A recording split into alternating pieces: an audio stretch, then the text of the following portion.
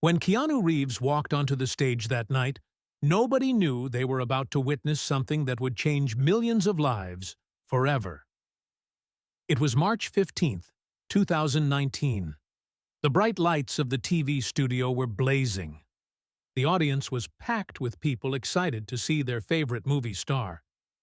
Keanu sat down across from talk show host Marcus Wellington, wearing his usual simple clothes, a plain black t-shirt, old jeans, and boots that had seen better days. Marcus looked at Keanu's outfit and smirked. Then he started making fun of him, in front of everyone. "You take the subway like regular people," Marcus laughed. "You eat lunch on park benches. You wear the same old jacket you've had for 16 years. The audience roared with laughter. Marcus kept going. "You're worth millions of dollars, but you live in a tiny one-bedroom apartment. So you dress like a college student. What's the point of being rich if you don't enjoy it?" Everyone was laughing. Everyone except Keanu. He sat there quietly, his eyes sad but patient. He waited for the laughter to stop, and when it finally did, he leaned forward and spoke. Just 3 words. 3 simple words that made the laughter die instantly. 3 words that made grown adults burst into tears. 3 words that went viral and were watched by 47 million people in just 24 hours. But before I tell you what those 3 words were, you need to understand why they were so powerful. You need to know Keanu's story. A story of loss so deep, it would break most people. A story that explains why he lives the way he does. Why money means nothing to him. Why he gives millions away. Because once you understand what Keanu has lost, you'll understand why his 3-word answer changed everything. Stay with me until the end of this video, because when you finally hear those 3 words, they might just change your life too. Let me take you back to where it all began. The bright lights of Studio 8H blazed down on the polished desk where Marcus Wellington sat, his perfectly white teeth gleaming as he flashed his signature smile to camera 2. It was March 15th, 2019, a Friday night in New York City, and the audience of Wellington After Dark was packed with excited tourists and celebrity seekers who had waited months for tickets. "Ladies and gentlemen," Marcus announced with his smooth, practiced voice, "you know him as Neo, as John Wick, as the guy who dodges bullets in slow motion. Please welcome the one and only Keanu Reeves." The crowd erupted. One applause thundered through the studio at 30 Rockefeller Center as Keanu walked onto the stage. He wore a simple black t-shirt, faded blue jeans with a small tear near the left knee, and scuffed brown boots that looked like they'd walked 1,000 miles. His dark hair was slightly messy, and he carried no designer accessories, no flashy watch, no jewelry, nothing that screamed movie star. As Keanu sat down and waved shyly to the audience, Marcus's eyebrows rose in exaggerated surprise. The host glanced dramatically at his own outfit, a custom-tailored navy suit that probably cost more than most people's monthly rent, then back at Keanu. "So, Keanu," Marcus began, leaning back in his chair with an amused smirk, "I gotta ask, man, did you come here straight from doing your laundry?" The audience chuckled. Keanu smiled politely. Because I've been reading about you," Marcus continued, picking up note cards from his desk. "You take the subway, the actual New York subway, with regular people." He said regular people like they were zoo animals. More laughter rippled through the crowd. "And get this, folks," Marcus turned to the audience, warming up. "This man, who made millions from the Matrix movies, eats lunch on park benches, not at fancy restaurants. Park benches." He paused for effect. "Like pigeons." The laughter grew louder. A camera captured a close-up of Keanu's face. He wasn't laughing. His expression remained gentle, patient, like a teacher waiting for a classroom to settle down. Marcus wasn't done. I saw a photo of you wearing the same leather jacket you wore in 2003. Keanu, buddy, that jacket is 16 years old. You've got millions in the bank, and you're out here dressed like a college student who shops at thrift stores. The audience roared. Some people were doubled over laughing. Your apartment! Marcus slapped his desk. You live in a one-bedroom in West Hollywood. One bedroom! Tom Cruise has a house with 17 bathrooms. 17! What are you saving all that money for? The apocalypse? Keanu shifted in his seat. His smile never wavered, but something flickered in his dark eyes. Something deep and old and sad that the cameras almost caught. Seriously, dude. Marcus leaned forward, his voice dripping with mock concern. What's the point of being rich if you don't enjoy it? I mean, come on. Live a little. Buy a yacht. Get a mansion. Wear a suit that costs more than a used car. He gestured at Keanu's simple outfit. Or why live like you're broke when you're absolutely not? The studio fell quiet, waiting for Keanu's response. The audience leaned forward in their seats. Even the cameramen paused, sensing something important was about to happen. Keanu looked at Marcus Wellington. Then he looked directly into camera one, his gaze reaching through the lens to the millions who would watch this moment. He opened his mouth to speak. But before any sound came out, Marcus interrupted with another punchline, and the audience exploded with laughter once again.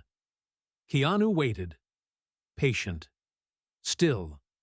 When the noise finally died down, he leaned forward slightly. His voice was quiet but clear. Every person in that studio strained to hear him. He spoke 3 words, just 3, and everything changed. But we don't hear those words yet. Because to understand why 3 simple words could shake an entire room, we need to go back, way back, to before the fame, before the money, before Keanu Reeves became a name that everyone recognized. We need to go back to September 2nd, 1964. Beirut, Lebanon was hot that day, the kind of heat that makes the air shimmer above the streets. In a small hospital room, Patricia Taylor held her newborn son for the first time. She named him Keanu Charles Reeves. In Hawaiian, Keanu means cool breeze over the mountains. Patricia had no idea that this tiny baby would one day become famous. She was just a young costume designer trying to make sense of her life in a foreign country. Married to a man she was already starting not to trust. That man was Samuel Reeves, Keanu's father. He was charming and handsome, but he had demons. And he struggled with drug addiction and couldn't hold down a job. When Keanu was only 3 years old, just a toddler learning to tie his shoes, Samuel walked out the door and never came back. Gone. Just like that, Keanu's father vanished from his life. Patricia packed up everything she owned, bundled up little Keanu and his baby sister Kim, and moved. First to Sydney, Australia, then to New York City. Finally, in 1971, they settled in Toronto, Canada. Toronto became home, but home was not easy. They lived in a cramped apartment in the Yorkville neighborhood. Patricia worked constantly, designing costumes for theaters, taking odd jobs, doing whatever she could to keep food on the table. Money was always tight. Keanu wore hand-me-down clothes from neighbors' kids. His jeans had patches on the knees. His winter coat was too big because Patricia bought it large so he could grow into it. But young Keanu didn't complain. He found joy in simple things. He played street hockey with other kids in the neighborhood using broken sticks and a tennis ball because they couldn't afford real equipment. He spent hours at the public library, reading comic books and adventure stories, escaping into worlds where heroes saved the day. He collected rocks from the sidewalk and pretended they were precious gems. School was hard for Keanu. He struggled with dyslexia, a condition that made reading and writing feel like trying to solve impossible puzzles. Letters jumped around on the page. Words scrambled themselves. Teachers got frustrated with him. Some thought he wasn't trying hard enough. At De La Salle College, a Catholic high school in Toronto, Keanu felt lost most days. He moved between 4 different high schools in 5 years, never quite fitting in anywhere. His grades were poor. He felt stupid, even though he wasn't. But then he discovered drama class. His teacher, Mr. Paul Soules, noticed something special about the quiet, struggling boy in the back row. When Keanu acted, something lit up inside him. He could become someone else, speak someone else's words, and suddenly the jumbled letters and failed math tests didn't matter. "You have a gift," Mr. Soules told him once after class. "Not for memorizing lines, I know that's hard for you, but for feeling them, for making people believe." Keanu held on to those words like a life raft. Outside of school, Keanu had a best friend named Tommy Flanagan. They'd met in 3rd grade and been inseparable ever since. Tommy was the brother Keanu never had. They rode bikes together, shared secrets, dreamed about the future. In the summer of 1979, when Keanu was 15 years old, Tommy went swimming at the neighborhood pool. It was a hot July day, the kind where everyone in Toronto flocked to any water they could find. Tommy dove into the deep end. He never came back up. By the time the lifeguards pulled him out, it was too late. Tommy Flanagan drowned that day, and a piece of Keanu's heart drowned with him. Keanu sat at the edge of that pool for hours after they took Tommy's body away. He stared at the water, watching it ripple and settle, ripple and settle. The other kids went home. The sun went down. Still, Keanu sat. Patricia finally found him there at 9 o'clock at night, in the dark, just staring. "Baby, we need to go home," she said softly. "He was just here, Mom," Keanu whispered. "This morning, he was just here. We were going to see a movie tomorrow." That was the day 15-year-old Keanu learned the hardest lesson of his life. People can disappear in an instant. One moment they're laughing beside you. The next moment, they're gone forever. And all the money in the world, all the possessions, all the things you own, none of it can bring them back. 2 years later, at 17, Keanu dropped out of high school. He'd failed grade 12 and couldn't face repeating it. His dyslexia made traditional education feel like torture, and his heart wasn't in it anyway. "I want to act," he told Patricia. "I want to try." She looked at her teenage son, tall now, handsome, but so young and vulnerable. She thought about saying no, about forcing him to finish school. But she saw the determination in his eyes, the same determination she'd had when she left Lebanon to build a better life. "Okay," she said, "but you'll need to work." And work he did. Keanu took a job sharpening ice skates at a local skating rink. The pay was terrible. Minimum wage for cold, repetitive work. His hands would go numb from the ice and the metal. But he showed up every day. He managed a pasta shop in the evenings, learning to make marinara sauce and clean industrial ovens. He slept on friends' couches when he couldn't afford his share of rent. He survived on instant noodles, toast, and whatever free food his restaurant job provided. For auditions, he walked everywhere to save bus fare. Sometimes he walked 5 miles across Toronto in the snow, carrying his headshot and resume in a plastic bag to keep them dry. And he was hungry, not just for food, though sometimes that too, but hungry to prove himself. Hungry to build something. Hungry to make his mother proud and honor Tommy's memory by actually living. Really living. The rejection was brutal. Too tall. Not handsome enough.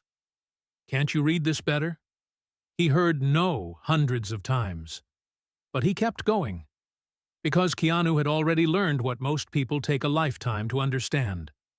The things that matter most can't be bought in stores. Connection, purpose, memory, love.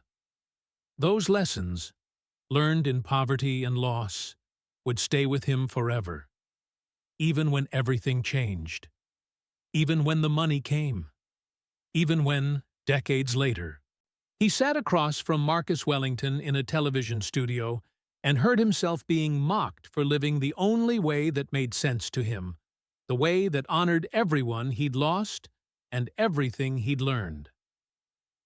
Back in Studio 8H, the audience waited. Keanu's 3 words hung in the air, unspoken. What could 3 words possibly say that would matter so much? The studio lights felt warmer now. The laughter had faded. Marcus Wellington sat forward in his chair, suddenly aware that something profound was happening, though he couldn't quite name it yet. Keanu's lips parted to speak those 3 mysterious words. But then, a strange thing happened. A production assistant rushed onto the stage with a note for Marcus. "We need to go to commercial," she whispered urgently. Technical difficulties with one of the cameras. See, Marcus held up a finger to Keanu. "Hold that thought. We'll be right back, folks." The applause sign lit up. The audience clapped mechanically as the show cut to advertisements. But we're not going to commercial. Instead, we need to understand what happened between that struggling teenager in Toronto and the man sitting in this chair. Because the journey explains everything. Let's jump forward to 1999. The Matrix had just exploded into theaters worldwide. Keanu Reeves was suddenly the biggest action star on the planet. Everyone wanted to know Neo, the guy who could dodge bullets and bend reality. The film made $467 million globally, an absolutely massive amount of money. Keanu's contract was generous. He received $10 million up front, plus a percentage of the film's profits. When everything was calculated, his total earnings came to approximately $75 million. $75 million. Most actors in Hollywood, when they land that kind of payday, immediately buy things. Mansions in Malibu with infinity pools, private jets, exotic cars. They throw parties that cost more than most people make in a year. They show the world, "I made it. I'm rich. I'm important." Keanu did something else entirely. He called a meeting with the Wachowski siblings, the directors of The Matrix. "I want to give most of my profit share to the special effects and costume design teams," he said simply. The Wachowskis stared at him. "What?" "They made the movie what it is," Keanu explained. "The bullet time effects, the costumes, the look of everything. That's why people loved it. They deserve to share in the success." He gave away $75 million. See 12 crew members, special effects artists, costume designers, set builders, received checks that changed their lives. People who had been struggling to pay mortgages suddenly could buy homes. Single parents working 3 jobs could afford to work just 1. Dreams that had been deferred became possible.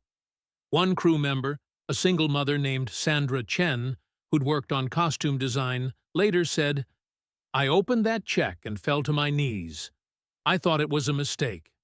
Nobody does things like that. Nobody." But Keanu did.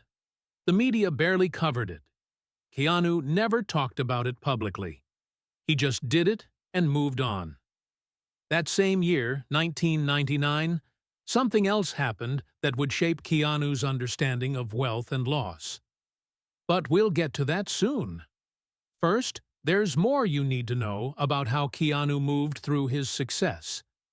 In 2001, and Keanu worked on The Matrix Reloaded and The Matrix Revolutions, The two sequels filmed back-to-back. His contract for both films was worth even more money. And again, he gave millions away. This time, to the stunt teams. He bought Harley-Davidson motorcycles for each of the 12 stunt performers who'd worked closely with him. Not cheap motorcycles, beautiful, customized bikes worth $25,000 each. He handed them the keys personally, with handwritten thank-you notes. "You guys made me look good," he told them. "You risked your bodies. This is just a small thank you." Stunt coordinator Chad Stahelski, who later directed Keanu in the John Wick films, kept that note. He still has it framed in his office. But Keanu's generosity didn't stop with his co-workers. In 2003, he quietly funded a children's hospital wing in Los Angeles. He donated millions of dollars, but refused to let them name it after him. "Just use it to help kids," he insisted. The hospital wanted to put his name on a plaque, on the building, somewhere. He declined every time. To this day, there's a state-of-the-art pediatric cancer wing in LA that exists because of Keanu Reeves. Most people who use it have no idea. Why cancer specifically? Because his younger sister, Kim, had been diagnosed with leukemia in 1991.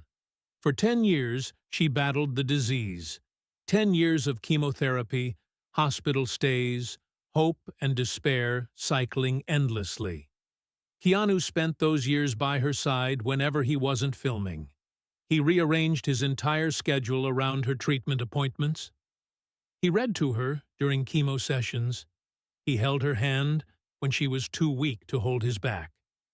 He watched his vibrant, a funny sister become a shadow of herself, and then, miraculously, watched her fight her way back to health. Kim went into remission in 2001, but those 10 years marked Keanu forever. He saw how cancer didn't discriminate. It didn't care if you were rich or poor, famous or unknown, and he saw how expensive treatment was, how families went bankrupt trying to save their children. So he created a private cancer foundation. He never attached his name to it publicly. He just funneled money into it, millions of dollars over the years, to help families afford treatment, to fund research, to give hope. When journalists asked him about charity work, he'd deflect. "I'm not doing anything special," he'd say, "just trying to help where I can." The truth was, Keanu lived remarkably simply, despite his wealth. While other stars bought sprawling estates, Keanu rented a modest one-bedroom apartment in West Hollywood.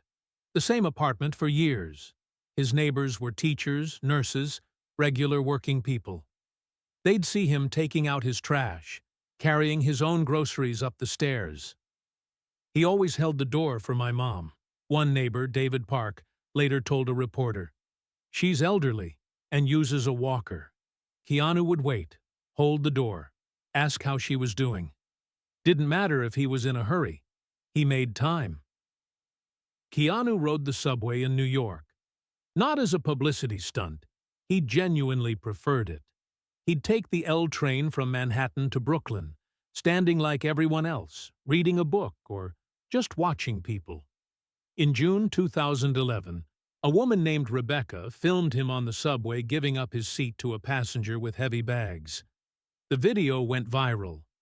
People were shocked that a movie star would stand for 20 minutes so a stranger could sit. Keanu never understood the shock. "Why wouldn't I?" he said when asked about it. "She needed it more than me." He ate lunch on park benches, not expensive restaurants. There are dozens of photos of Keanu sitting alone on benches in New York, Los Angeles, Toronto, eating a simple sandwich, watching the world go by. Sometimes he fed pigeons.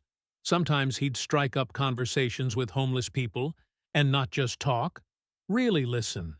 He'd buy them meals, give them money, treat them like human beings worth knowing. Once, in 2015, a homeless man named Marcus, coincidentally the same name as our talk show host, was sitting outside a coffee shop in LA. Keanu stopped and talked with him for 20 minutes. When he left, he'd slipped $500 into the man's hand. "He asked my name," Marcus the homeless man said. "He asked my story. He didn't film it or make a big deal. He just cared, like I was a person, not a problem."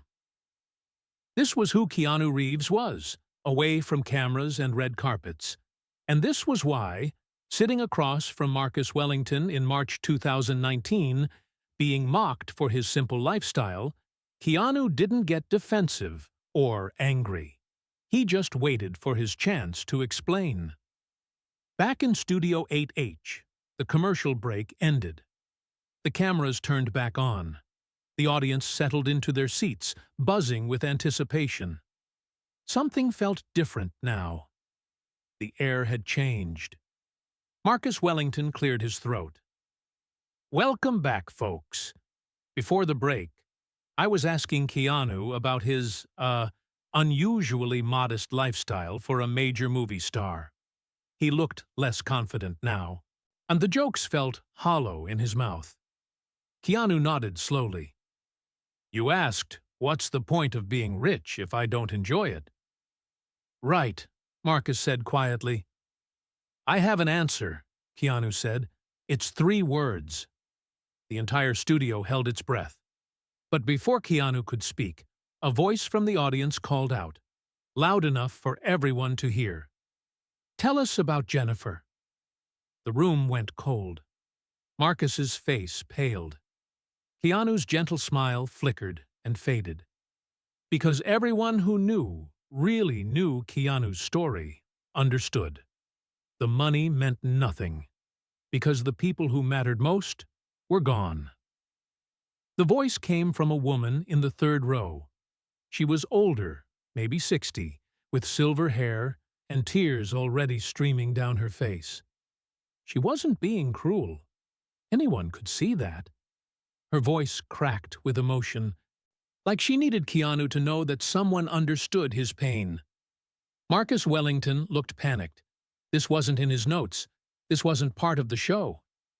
He started to interrupt, to steer the conversation somewhere safer, somewhere funny. But Keanu held up a gentle hand. "It's okay," he said softly. Then he looked directly at the woman who'd spoken. "Thank you for remembering her." The confusion on Marcus's face was obvious. I don't understand," he admitted. Keanu took a slow breath. "Jennifer Syme, the woman I loved, the mother of my daughter." The audience went completely silent. You could have heard a pin drop in that massive studio. "I don't talk about them much publicly," Keanu continued, his voice steady but quiet. "But if you want to know why I live the way I do, why material things don't matter to me, you need to know about them." Marcus nodded slowly, all his television persona stripped away. He was just a man now, listening. Keanu's story spilled out.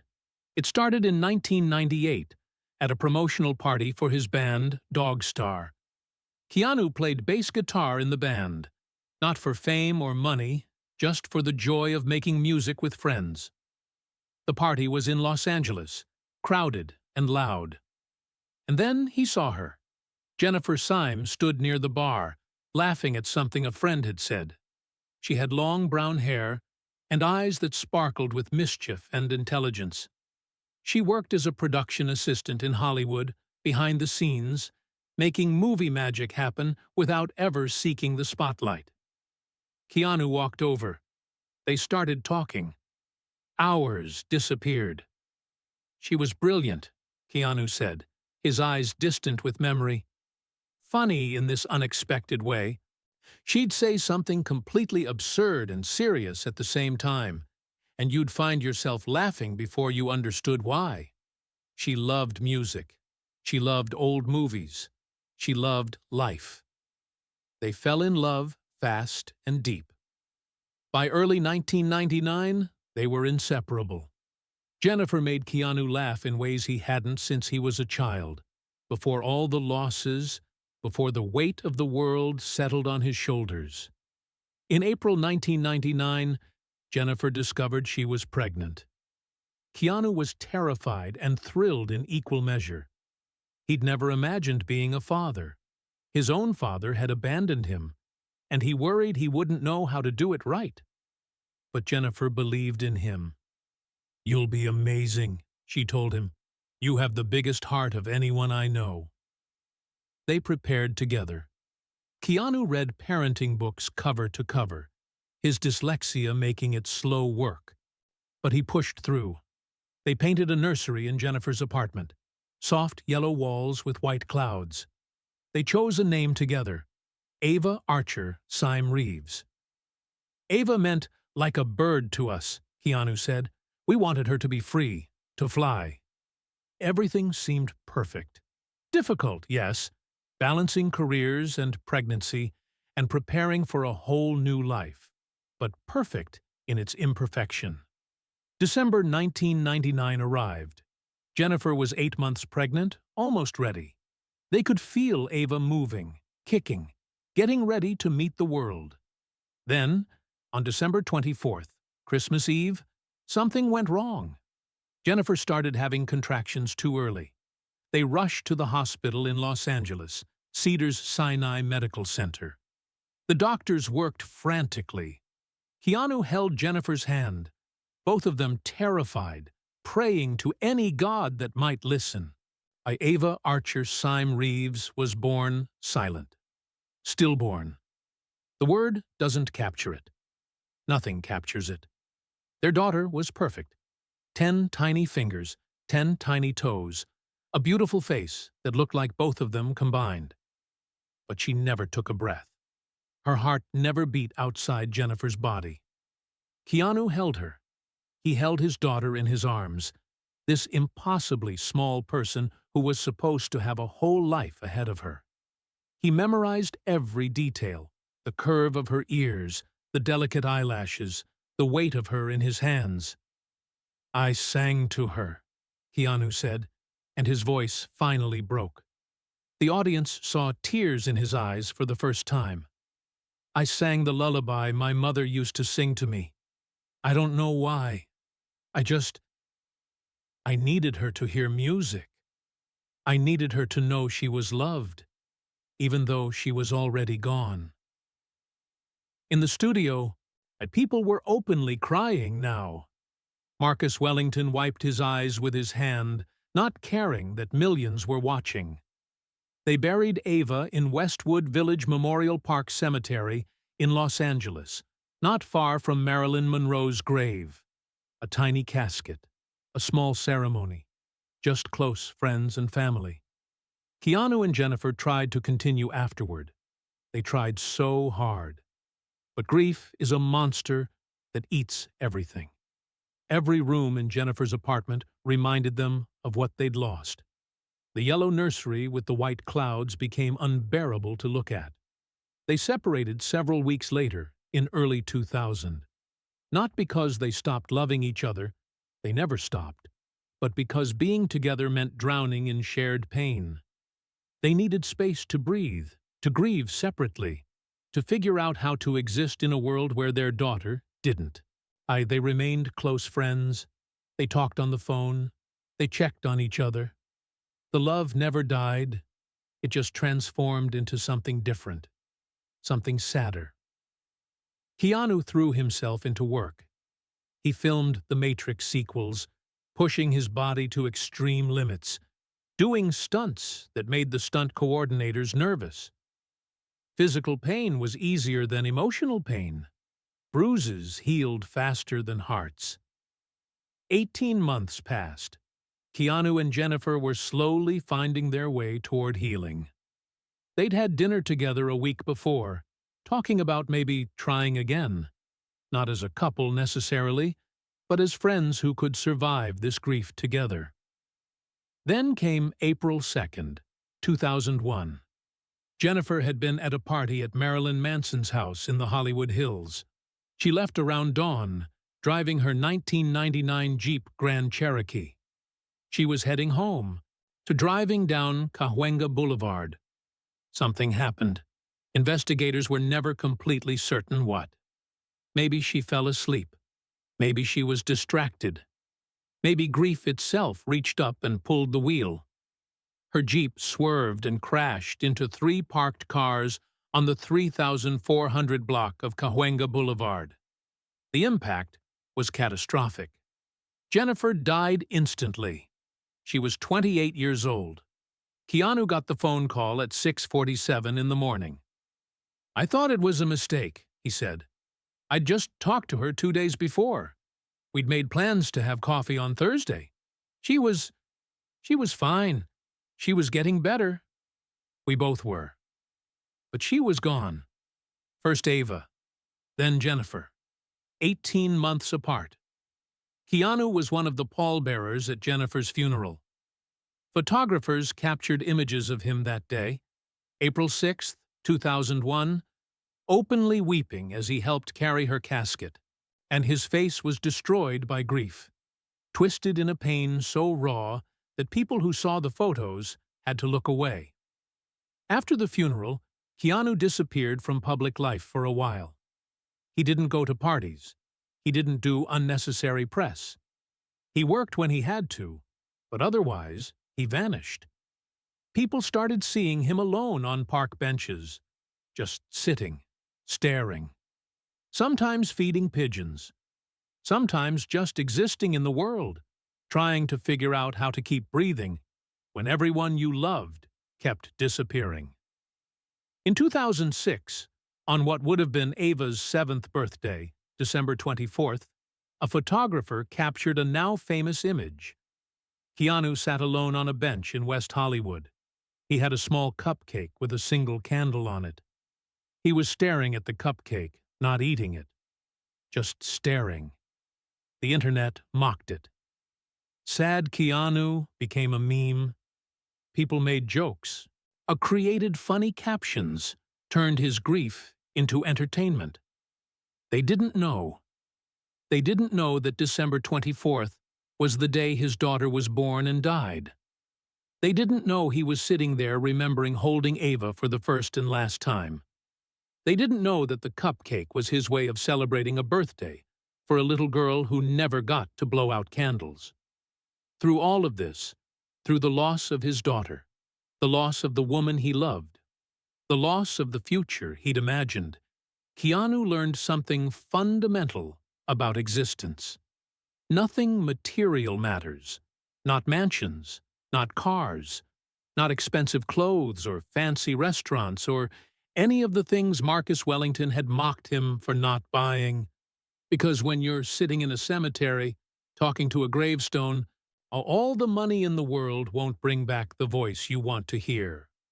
All the possessions won't fill the hole where a person used to be. What matters is how you honor them. What matters is living in a way that would make them proud. What matters is turning your pain into something useful, into kindness, into generosity, into making the world softer for other people who are suffering. Keanu started giving money away after Ava and Jennifer died, not because he didn't want it. He could have kept it, buried his grief in luxury, but because giving felt like the only thing that brought him close to them again. Every family that got help from his cancer foundation, that was for Ava, who never got to live.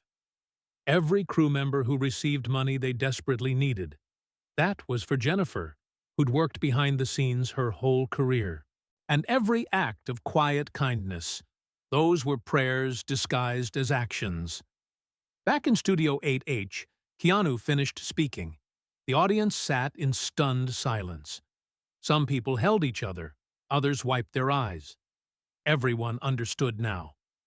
Marcus Wellington's voice was hoarse. "Keanu, I had no idea. I'm so sorry.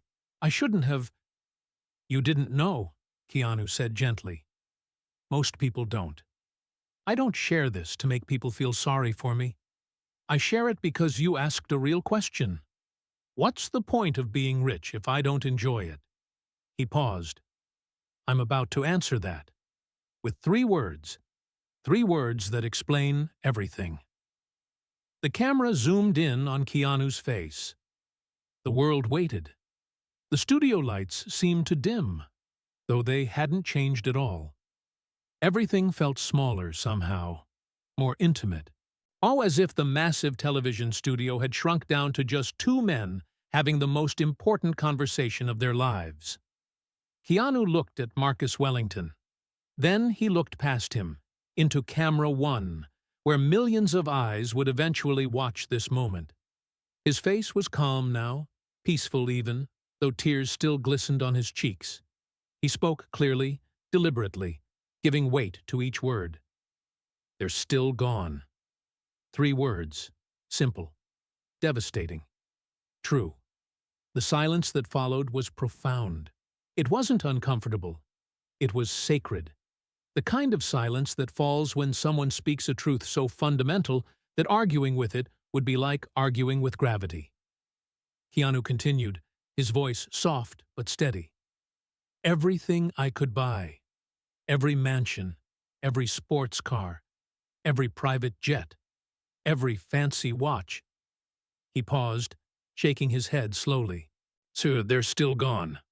My daughter Ava, Jennifer, my best friend Tommy who drowned when we were 15, my father who walked away when I was 3, River Phoenix, who died in my arms outside the Viper Room in 1993. Someone in the audience gasped. They hadn't known about River Phoenix. I've lost so many people, Keanu said. And I learned something that most people spend their whole lives avoiding. Money can't bring anyone back. Money can't buy you one more conversation with someone you love. Money can't give you the feeling of holding your child, watching them grow up, hearing them laugh. A woman in the front row, a young mother holding her infant daughter, burst into tears. So when you ask why I don't buy expensive things, why I take the subway, why I eat on park benches, Keanu's voice grew stronger now, more certain. It's because I already know what matters. And things, objects, possessions, status symbols, those aren't it. Marcus Wellington sat frozen, his television host mask completely gone. He looked like a man being changed in real time, his whole understanding of success being rewritten. I choose a different kind of richness, Keanu said. The richness of knowing that 12 families have homes because of money from the Matrix. The richness of seeing a grandmother smile when I give her my subway seat. The richness of sitting on a park bench, feeding pigeons, and remembering that my daughter Ava would have loved watching birds fly. His voice broke slightly on Ava, but he pushed through. Every simple moment is a gift. Every time I take the subway and I'm just another person in the crowd, that's a gift. Every park bench where I can sit with my memories, with my grief and my love all mixed together, that's a gift. Because I'm still here. I'm still breathing. I still get to experience the world, even though they don't. The audience was openly weeping now. Not polite tears, real, chest-heaving sobs from people scattered throughout the studio. A security guard in the back corner wiped his eyes with his sleeve. A cameraman's shoulders shook. You asked, what's the point of being rich if I don't enjoy it? Keanu said, turning back to Marcus. But I am enjoying it. I'm enjoying it by giving it away. That's the only thing that makes me feel close to them again. That's the only thing that makes the money mean anything. He leaned forward slightly. When I help a family afford cancer treatment, I think, this could have been Ava one day, needing help. When I give money to special effects crews and costume designers, I think, Jennifer worked behind the scenes her whole career, and people like her deserve recognition. When I buy motorcycles for stunt performers who risk their bodies, I think, life is so fragile. People should enjoy it while they can. Marcus found his voice finally. Keanu, that's beautiful. That's the most beautiful thing I've ever heard. It's not beautiful, Keanu said gently. It's just true. Loss teaches you what matters, and once you learn that lesson, you can't unlearn it. You can't go back to caring about things that don't matter. He smiled then, that famous Keanu smile, sad and warm at the same time. I'm not saying everyone should live like me. I'm not saying people shouldn't enjoy their money or buy nice things. I'm just saying, and for me, after everything I've lost, the things that feel valuable are the things I can't buy. Connection, kindness, making someone else's day a little easier. Those things matter. Those things last. The audience began to applaud, but it wasn't the usual talk show applause. It started slowly, from the woman with the baby in the front row. Then the person next to her. Then the row behind. Within seconds, everyone was standing. A standing ovation. But people weren't just clapping. They were crying while they clapped. They were holding each other. Strangers were hugging strangers. The sound wasn't triumphant. It was cathartic, like an entire room full of people releasing pain they didn't know they'd been carrying. Marcus Wellington stood too. He walked around his desk, something he never did mid-show, and extended his hand to Keanu. The Keanu stood and shook it. Then Marcus pulled him into a hug. On live television, in front of millions of viewers, a cynical talk show host known for his sharp jokes and sharper suits hugged a movie star who wore a 15-year-old jacket and took the subway. When they separated, Marcus's face was wet with tears. "I'm sorry," Marcus said into his microphone, his voice cracking. "I'm sorry I made jokes. I'm sorry I didn't understand. I'm sorry I assumed that living simply meant you weren't living fully." "You didn't know," Keanu said again. "How could you?" "But I should have thought," Marcus started. "The world teaches us that money equals happiness," Keanu interrupted gently. "The world teaches us that success means showing off. You were just reflecting what everyone believes. But it's not true. Oh, it's never been true." He turned to face the audience directly. "Happiness isn't in things. It's in people. And when those people are gone, happiness becomes about honoring them, about living in a way that would make them proud, about making the world a little bit better because you're in it." The applause grew louder. Keanu held up a hand, and somehow, miraculously, the audience quieted. "I want to say one more thing," he said. "To anyone watching who has lost someone, to anyone who knows what it feels like to have a hole in your life where a person used to be." The entire studio leaned forward. "They're still gone," Keanu repeated, his 3 words echoing again. "And they always will be. Nothing will change that. But you're still here, and that means something. Your life still matters. Your kindness still matters. Every good thing you do in their memory. That matters." His voice grew stronger, more passionate. "Don't waste your time on things that don't matter. Don't spend your life chasing possessions or status or approval from people who don't know you. Spend it loving the people who are still here. Spend it being kind. Spend it making memories that will matter when everything else is gone." He paused, taking a deep breath. "Because, in the end, they're still gone. But if you've lived well, if you've loved well, if you've given more than you've taken, then they're also still with you. In every kind thing you do, in every person you help, in every moment you choose connection over consumption." The camera held on his face for a long moment. Then the show cut to commercial. But this time, nobody in the studio moved. But nobody checked their phones or chatted with their neighbors. They just sat there, changed, feeling like they'd witnessed something holy. Marcus Wellington stood beside Keanu, both of them silent.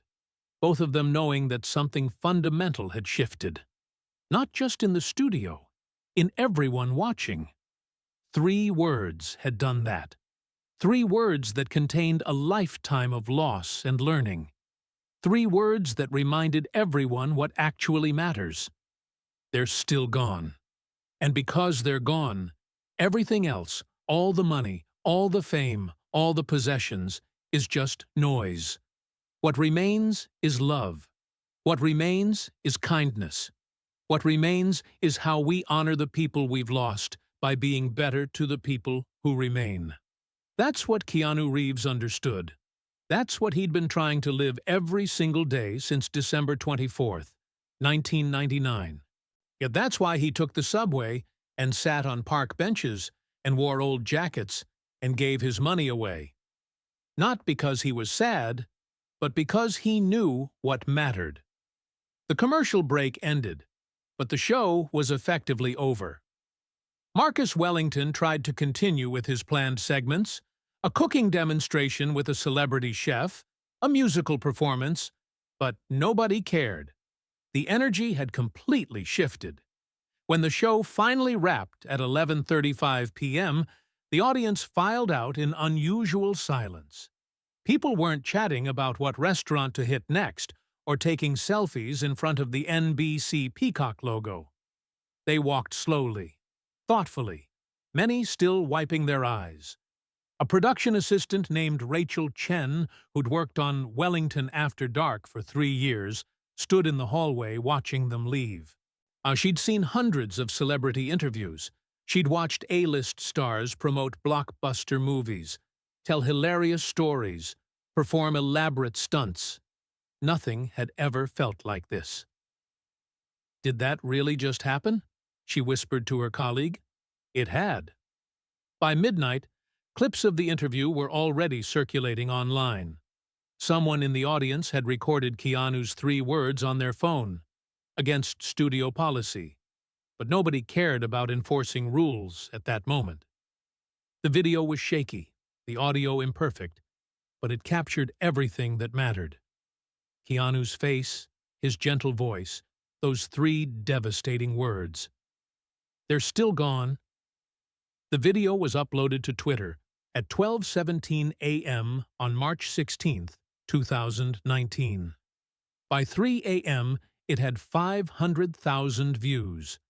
By sunrise, 5 million.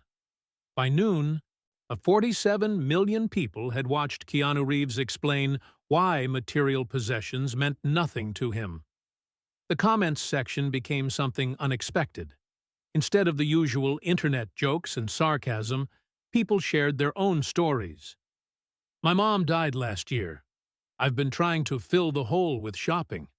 I bought a new car, new clothes, redecorated my entire house. None of it helped. Thank you, Keanu, for reminding me what I already knew but was afraid to face. She's still gone, and buying things won't bring her back. My son drowned when he was 8. That was 12 years ago. I still can't go near the beach without crying. But watching this made me realize I've been honoring him wrong. I've been sad when I should have been kind. He was the kindest kid. Starting tomorrow, I'm going to be kind for him. I lost my best friend to cancer 3 months ago. We were planning to open a business together. I've been so angry that she didn't get to live her dreams. But Keanu's right. She's still gone. But I'm still here. I'm going to open that business for both of us." The stories flooded in. Thousands, then tens of thousands. People who'd lost parents, children, siblings, friends, partners. People carrying grief they'd never processed. People who'd been trying to buy their way out of pain. Keanu's 3 words gave them permission to acknowledge the truth. Loss is permanent. The people we love don't come back. But that truth, spoken aloud, somehow made it bearable. By the afternoon of March 16th, Marcus Wellington's phone was ringing constantly. His producer, his agent, NBC executives, to journalists from every major news outlet. Everyone wanted to talk about what had happened. At 2 p.m., Marcus sat in his dressing room, still in shock. He pulled out his phone and opened Twitter. His fingers trembled slightly as he typed, "Last night, I mocked at Keanu Reeves for living simply. I thought I was being funny. I was being cruel. Keanu taught me, and millions of us, what actually matters in life. I came to entertain. He came to teach. I'm humbled. I'm changed. I'm sorry. Thank you, Keanu." He hit send. The tweet went viral immediately. Within hours, it had 2 million likes and 400,000 retweets. People flooded his mentions, not with criticism, but with gratitude. "Thank you for being humble enough to learn. We all needed this lesson. Thank you for giving Keanu the platform to teach it. You asked the question everyone wonders, and you gave him space to answer. That took courage." That evening, Marcus appeared on his own show, a pre-taped segment for Monday's broadcast. He looked different. No fancy suit this time.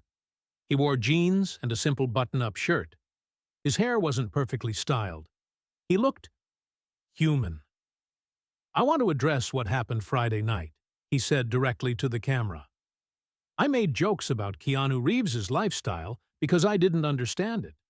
I assumed that living simply meant you were sad or cheap, or didn't know how to enjoy success." He paused, his voice thick with emotion. "But Keanu taught me something profound. He taught all of us. Success isn't about accumulation, it's about contribution. Wealth isn't about what you keep, it's about what you give. And happiness? Happiness is about honoring the people we love, and especially the ones we've lost." The camera stayed tight on his face. "I've been doing this show for 8 years. I've interviewed presidents, musicians, actors, athletes. I thought my job was to make people laugh, to help them forget their problems for 30 minutes. But Keanu reminded me of something more important. Sometimes people don't need to forget. They need to remember. They need to feel.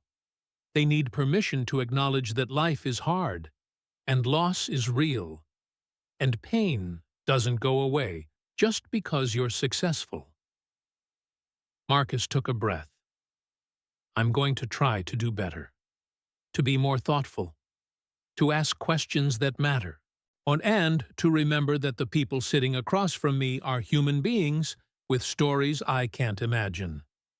The segment ended with Marcus announcing that he was donating $100,000 of his own money to the cancer foundation Keanu had quietly supported for years. He challenged other wealthy individuals to do the same. Within a week, the foundation received over $15 million in donations.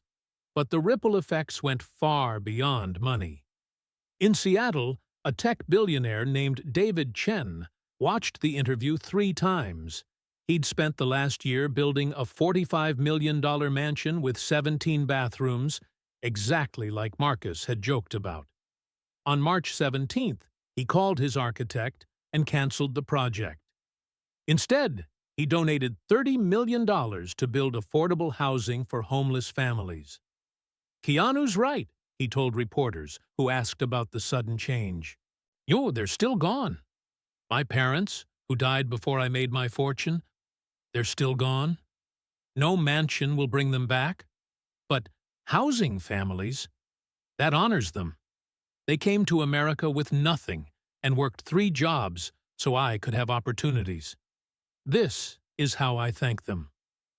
In Ohio, a 17-year-old girl named Emma Rodriguez sat on her bathroom floor with a bottle of pills in her hand. Her mother had died 6 months earlier from cancer. The grief was suffocating. She couldn't imagine tomorrow, let alone next year. She'd pulled up YouTube to find music to make the end easier. Instead, she found Keanu's interview. She watched him talk about Ava, about Jennifer, about loss that seemed impossible to survive. She heard him say, They're still gone, but you're still here. And that means something. Emma put the pills back in the cabinet. Oh, she called her father. She cried for 3 hours straight while he held her. On March 18th, she enrolled in grief counseling. On March 25th, she joined a support group for teens who'd lost parents. By April, she was helping other kids navigate loss. Years later, she would become a grief counselor herself, helping hundreds of people survive the unsurvivable. She kept a photo of Keanu on her office wall with those 3 words written underneath. They're still gone. In Boston, a retired teacher named Margaret Sullivan watched the interview with her book club. They'd met for 15 years, reading novels and drinking tea, and avoiding anything too heavy or real. After watching Keanu, Margaret spoke up. "My husband died 8 years ago. I've never talked about it with you all. I pretended I was fine. But I'm not fine. I'm lonely. I miss him every single day." The room went silent. Then another woman spoke. "My daughter is estranged from me.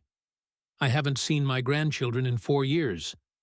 I didn't tell anyone because I was ashamed." Then another. "My son is in prison.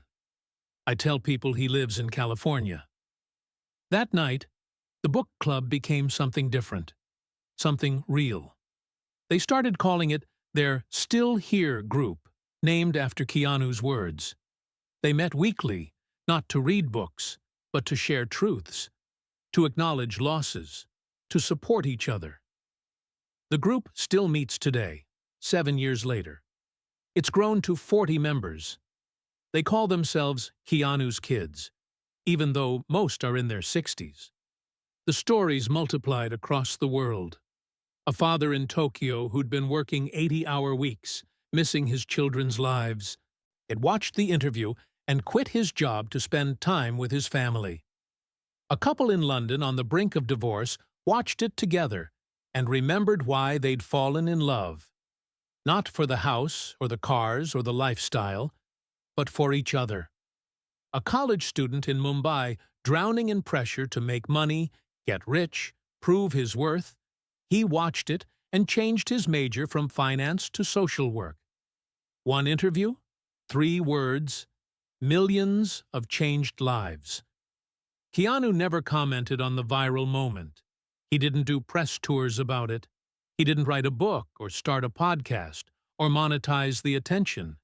He just continued living exactly as he always had, taking the subway, eating on park benches, giving money away, being kind to strangers. In June 2019, just 3 months after the Wellington interview, Keanu appeared at E3, the big gaming convention, to promote the video game Cyberpunk 2077. When the crowd erupted in cheers, he smiled his gentle smile and said to one fan, "You're breathtaking." The moment went viral again. Breathtaking Keanu became a meme, a t-shirt, a rallying cry. But people who'd watched the Wellington interview understood it differently. They knew Keanu wasn't just being nice. He genuinely saw value in everyone. He genuinely believed each person mattered. Because when you've lost the people you love most, you understand how precious every person is. Because when you know that they're still gone, you don't waste time treating the people who remain as anything less than breathtaking. The interview changed television too. Talk shows started booking fewer superficial segments. Hosts started asking deeper questions. And the conversation shifted from, "Look how fabulous this celebrity is," to, "What makes you human?" Marcus Wellington's show ratings actually increased after he changed his approach.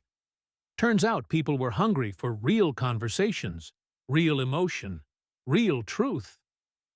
On March 15th, 2020, exactly 1 year after the interview, Marcus dedicated an entire episode to stories from people whose lives had changed because of Keanu's 3 words. Emma Rodriguez, the girl who'd put down the pills, appeared on the show to share her story. David Chen, the billionaire who'd canceled his mansion, talked about how housing homeless families brought him more joy than any luxury ever could. Margaret Sullivan's Still Here group sent a video message, all 40 members crowded together, talking about how acknowledging loss had paradoxically helped them live more fully. At the end of the episode, Marcus looked into the camera. Keanu Reeves won't watch this. He doesn't seek attention or praise. But if he did watch, I'd want him to know. Your 3 words saved lives, changed lives, gave people permission to grieve and heal and live authentically. He paused, emotion catching his voice. So, thank you, Keanu, for your honesty, for your courage, for reminding us all that being rich isn't about what you have. It's about what you give. And being successful isn't about what you accumulate. It's about what you contribute. The show ended with those 3 words on screen. They're still gone. And underneath, a new truth Keanu had taught the world. But you're still here. Make it matter. 5 years later, March 15th, 2024. The sun hung low over West Hollywood, painting the sky in shades of orange and pink. It was early evening, that quiet time when the day workers headed home and the night shift prepared to begin. The city hummed with its usual energy, cars honking, people talking, life moving forward the way it always does. On a worn wooden bench near the corner of Santa Monica Boulevard and Doheny Drive, Keanu Reeves sat alone. He was 59 now. His hair had more gray in it, silver threads woven through the dark. The lines around his eyes had deepened, not from age alone, but from years of smiling through pain, of carrying loss with grace, of living fully despite everything. He wore jeans, a faded black t-shirt, and that same leather jacket people had joked about years ago. In his hands, he held a simple sandwich from the deli down the street. Turkey and cheese, nothing fancy. A small bag of chips sat beside him on the bench. This was his bench. He'd been coming here for years, long before the interview, long before the world knew why. It faced a small park where pigeons gathered and children played. Sometimes he fed the birds. Sometimes he just watched the world move around him. Today, he was watching a young mother struggle about 20 feet away. She had a baby strapped to her chest in a carrier, maybe 6 months old, fussy and crying. In one hand, she gripped 2 heavy grocery bags.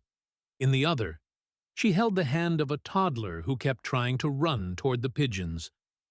Her face showed exhaustion that went deeper than one hard day. This was the exhaustion of months, maybe years, of carrying too much alone. The baby's cries grew louder. One of the grocery bags slipped from her hand, spilling oranges across the sidewalk. The toddler yanked free and ran. The woman made a sound that was half laugh, half sob, the sound of someone at the absolute edge of their capacity. Keanu stood. He walked over calmly, caught up with the toddler gently. "Hey, buddy," he said softly, kneeling down to the child's level. "The pigeons will still be here. Let's help your mom first, okay?"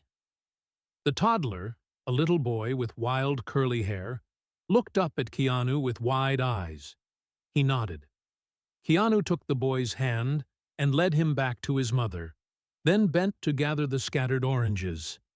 He placed them carefully back in the bag.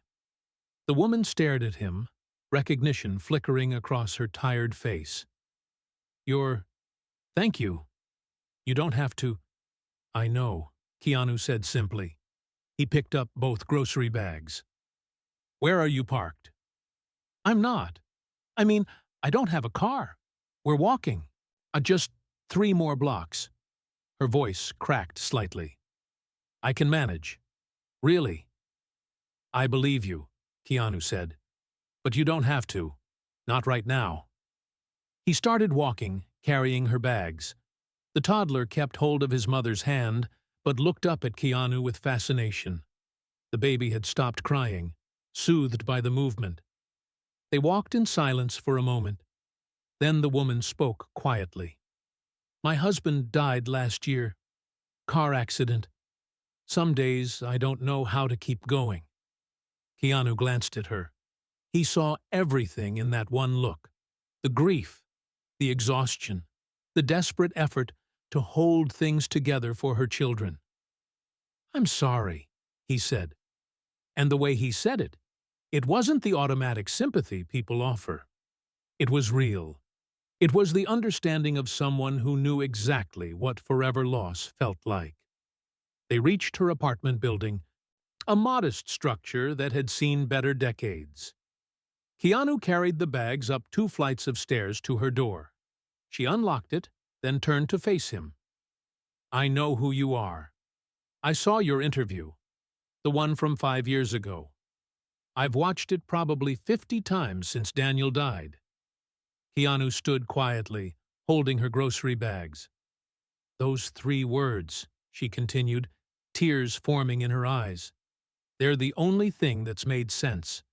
Everyone tells me it gets better, time heals, he's in a better place. But you said the truth. He's still gone. And he will be tomorrow and the day after, and forever." She wiped her eyes with the back of her hand. "But you also said, 'I'm still here,' that it means something. Some days, that's the only reason I get out of bed. Because I'm still here, and these babies need me. And then maybe that's enough."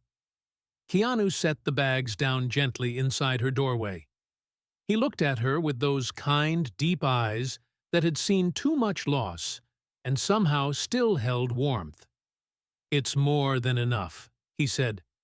"You're doing the hardest thing in the world, surviving and raising children while carrying grief that heavy. That's not just enough. That's extraordinary." The woman started crying harder now, the kind of crying that comes when someone finally sees you, really sees you, and tells you that what you're doing matters. "What's your name?" Keanu asked gently. "Sarah. Sarah Mitchell." "Sarah, your kids are lucky to have you. Your husband, what was his name?" "Daniel." "Daniel was lucky too. And even though he's gone, you're making sure his children know love, know stability, know that life is worth living even when it's hard.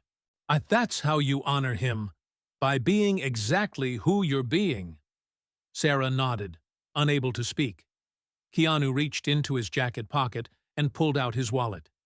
He took out several bills, Sarah glimpsed hundreds, and pressed them into her hand. "Please," he said before she could protest, "for groceries, for whatever you need. No strings, no payback. Just let someone help." "I can't." "You can," Keanu said firmly but kindly. "Because 5 years ago, or 10 years ago, or 20 years ago, someone helped me when I couldn't help myself. We're not meant to do this alone, Sarah. We're meant to help each other through it." Sarah clutched the money, fresh tears streaming down her face. The toddler hugged her leg. The baby made a soft, cooing sound. "Thank you," Sarah whispered. "Thank you so much." Keanu smiled, that sad, warm, genuine smile. "You're going to be okay. Not today, maybe. Not tomorrow. But eventually. And until then, you just keep doing what you're doing. Keep showing up. Keep loving these babies. Keep honoring Daniel by living." He turned to leave, then paused at the door. "They're still gone," he said softly. "But you're still here. That's not nothing, Sarah. That's everything." He walked down the stairs and back out into the early evening. Sarah stood in her doorway, holding her children, holding the money, holding on to hope for the first time in months. She watched Keanu disappear around the corner, just another person on the street, invisible in his ordinariness. She would never forget him. Keanu walked back to his bench. His sandwich was still there. Nobody had touched it. This was L.A., but somehow people respected this particular bench, as if they sensed it meant something to someone. He sat down and unwrapped his sandwich, took a bite, watched the pigeons gather near his feet, hoping for crumbs. He thought about Sarah and her children, about Daniel, gone too soon, about all the Sarahs in the world, carrying impossible weight, trying to survive. He thought about Ava, who would have been 24 years old now. She'd be graduating from college, maybe, or traveling, or falling in love, or doing any of the 1,000 things young people do. He thought about Jennifer, who would have been 51, still beautiful, still funny, still making him laugh in unexpected ways.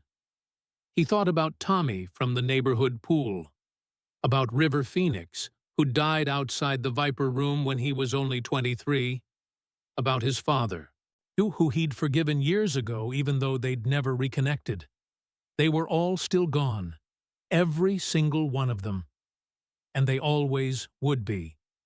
But Keanu was still here, on this bench, in this moment, in this life that kept moving forward whether he was ready or not. A pigeon landed near his foot, bold and expectant. Keanu broke off a piece of bread and tossed it. The bird grabbed it and flew away. "You're welcome," Keanu said quietly to the pigeon, to the evening air, to the memory of everyone he'd loved and lost. An elderly man shuffled past the bench, saw Keanu sitting there. The man's eyes widened in recognition. He opened his mouth as if to say something, then seemed to think better of it. Instead, he just nodded respectfully. Keanu nodded back. That was the thing about the last 5 years, since the Wellington interview. These people recognized him more than ever, but they treated him differently now. Less like a celebrity to gawk at and more like a person. A person who'd shared something real and vulnerable and true. Sometimes people asked for photos. Keanu always said yes, always smiled, always made them feel valued, because life was short and moments mattered. Other times, like now, people just let him be. They understood he was having his own moment, whatever that meant. They respected it. The sun dipped lower. The sky darkened from orange to purple to deep blue. Keanu finished his sandwich, crumpled the wrapper, stood to throw it in a nearby trash can. He stretched. His body reminded him daily that he was almost 60, that decades of doing his own stunts had consequences. But he was still here, still moving, still breathing, still choosing every single day to make it matter. He walked home, the same one-bedroom apartment he'd lived in for years. His neighbors waved from their windows. Mrs. Chen from 3B called down, "Good evening, Keanu." "Good evening, Mrs. Chen. How's your grandson?" "Starting kindergarten next week, growing too fast." "They do that," Keanu called back, smiling. Inside his apartment, the space was simple. A couch, a kitchen table, bookshelves lined with well-worn books, photos on the walls, not of himself at movie premieres, but of people he loved. His mother, his sister Kim, healthy now, smiling, his friends. And yes, in a small frame on his bedside table, Jennifer holding baby Ava, taken during the pregnancy, both of them glowing with hope. Keanu looked at that photo every night before bed and every morning when he woke. "So they're still gone," he whispered to the photo, as he had countless times before. But the grief didn't crush him anymore. It lived alongside everything else. The joy, the gratitude, the purpose, the peace. He'd learned to carry it all. That night, before sleeping, Keanu checked his phone. He rarely used social media, but sometimes he scrolled through to see what was happening in the world. A message from Marcus Wellington popped up.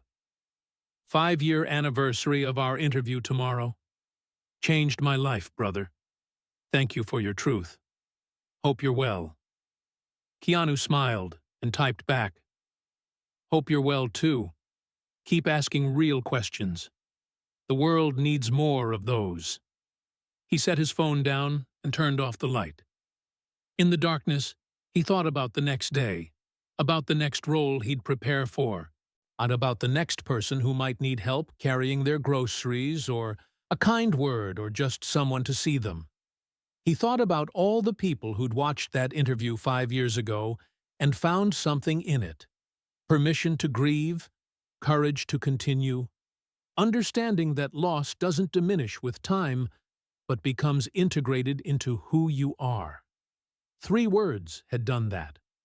3 words he'd learned through the hardest experiences of his life. 3 words that were both devastating and liberating. They're still gone.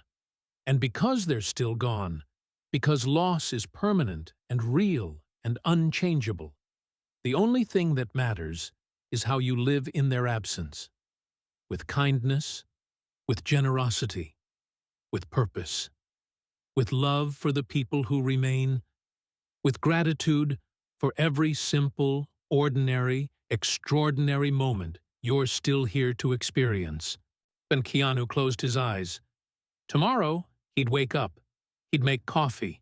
He'd take the subway somewhere. He'd be kind to strangers. He'd work on his next project. He'd sit on his bench and feed the pigeons and remember everyone he'd lost. He'd live. Not in spite of the grief, but because of it. Not running from the loss, but honoring it. Not filling the holes with things, but filling them with meaning. The richest people aren't those who have the most. They're those who need the least and give the most away.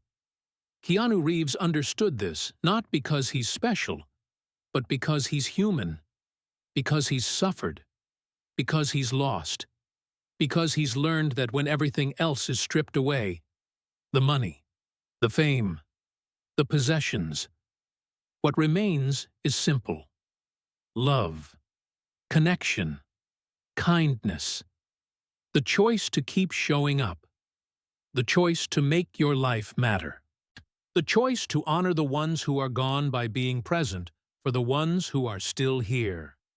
That's the real wealth. That's the real success. That's what Keanu knew, sitting on his bench, living his simple life, being breathtaking not because of what he had, but because of who he was. And 5 years after 3 words changed everything, he was still teaching that lesson. Not with interviews or books or grand gestures, but with every quiet moment, every subway ride, every park bench, every act of kindness given freely, without expectation, without recognition, just living proof that after loss, after grief, after everything you think will destroy you, you can still be here, and being here can still matter. So now you know the 3 words that changed everything. They're still gone, and you know why those words matter so much. So Keanu taught us that real wealth isn't about what we own. It's about what we give. It's about being kind. It's about honoring the people we've lost by living better. I want to know, where are you watching this from? Drop your city and country in the comments below. Let's see how far this message of kindness has spread around the world. If this story touched your heart, please hit that like button. It helps us share Keanu's message with more people who need to hear it. And subscribe to this channel if you haven't already. We're building a community of people who believe in kindness, who believe in living with purpose, who believe that being here matters. Let's spread this message together. Let's honor the people we've lost by being better to the people who remain. The video appearing on your screen right now has another powerful story you need to hear. Click on it and continue this journey with us. Thank you for being here. Thank you for caring. And remember, you're still here. Make it matter.